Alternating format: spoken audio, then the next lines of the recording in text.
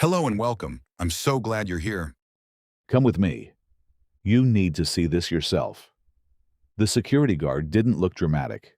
He looked tired, like a man who'd witnessed too many quiet disasters in fluorescent lighting. I had just finished paying for groceries at a busy shopping plaza in Portland. My wife had stepped away to take a call. Normal, ordinary, until it wasn't.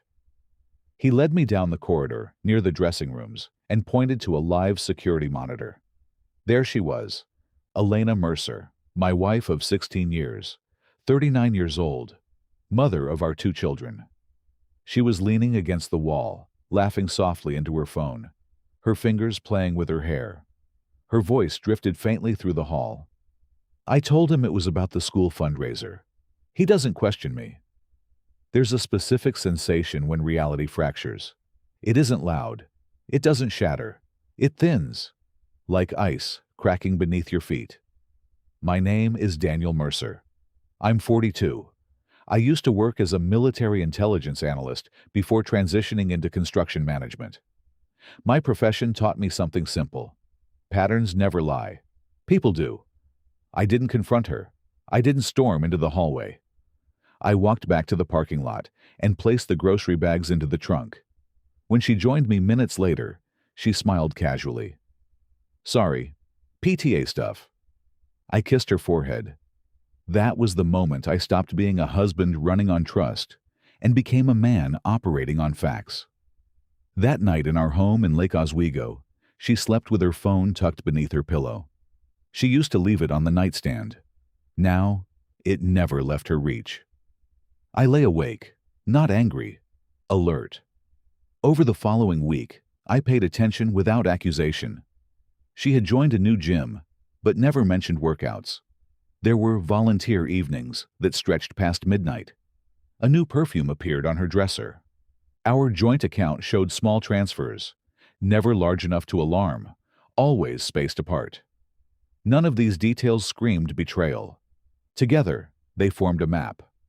I contacted an old colleague who now specialized in digital forensics. Within 2 days, archived cloud data filled the gaps. Deleted messages, encrypted apps, voice notes. His name was Adrian Cole. There was a photo time-stamped 12 minutes after I had paid for groceries that afternoon. She stood near the fitting rooms. Adrian stood close enough that their hands nearly touched. What unsettled me wasn't the proximity. It was her expression, relaxed, lit from within. The version of her I remembered from our 20s, when we were broke, and building a life in a tiny apartment in Eugene. I stared at that image longer than I should have. Betrayal doesn't feel explosive. It feels cold and continuous. I retained a family law attorney in Vancouver. We began assembling a timeline, financial records, digital communication logs, travel confirmations. A deeper audit revealed she had been transferring modest sums from our joint account into a debit card linked to a shell company.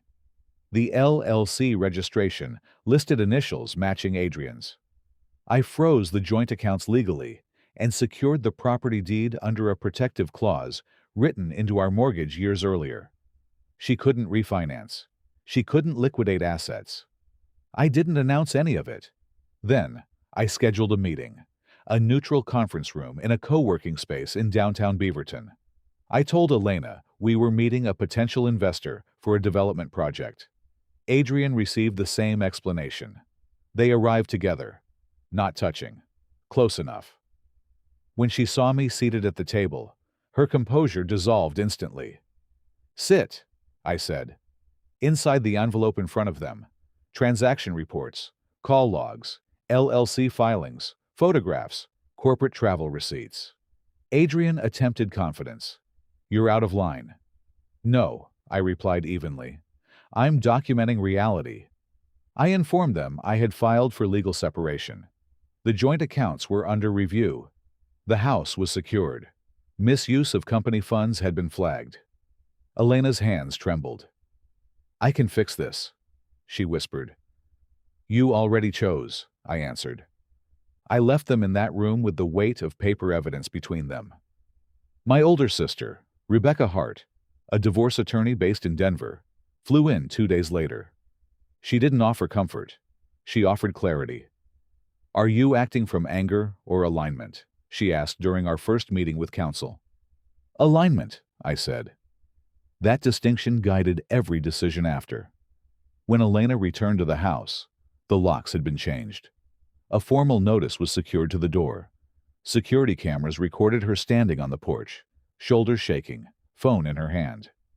Separately, her employer, a regional healthcare consulting group, initiated an internal audit after receiving documentation of unauthorized travel expenses tied to non-existent conferences. Corporate ethics policies don't bend for personal narratives. She was placed on immediate leave, pending investigation. That night, she left a voicemail that moved through phases: denial, accusation, pleading, silence. I didn't respond. I was sitting on the couch with our children, watching a movie. They laughed freely. The tension that had lived in our home for months had lifted. That was the life I intended to preserve. Rebecca uncovered something further during a background review of Adrian. Public court records from another state revealed a prior restraining order filed 4 years earlier. Allegations of financial coercion and emotional manipulation. Quietly settled. I forwarded the publicly available documents to the Compliance Division reviewing Elena's case. Within 48 hours, her suspension became permanent. Adrian sent one message: "We should talk." I declined. Through counsel, a formal cease and desist was issued addressing financial entanglement and interference. His silence followed. Weeks later, Elena requested to meet. We chose a cafe in Salem, the same place where we once debated baby names over coffee. She arrived without makeup. No wedding ring.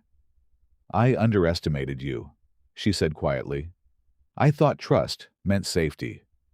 "Trust is responsibility," I replied, "not immunity." She slid a photograph across the table. Our wedding day. 2 younger versions of us smiling at a future we believed was permanent. "You can throw it away," she said. I just couldn't be the only one holding it. I studied the image. We weren't naive. We were hopeful. I folded the photo and placed it inside my jacket. "I'm not here to punish you," I said. "And I'm not here to rebuild what you dismantled." Tears fell freely then. "Will you ever forgive me?" "I already have," I answered. Forgiveness is how I step forward, not how I step back. I left her there, sitting with the consequences of her decisions. Driving home through the quiet streets, I felt something unfamiliar. Not victory, not bitterness, stability. The house wasn't louder without her. It was calmer, predictable, honest. There's a difference between collapse and correction.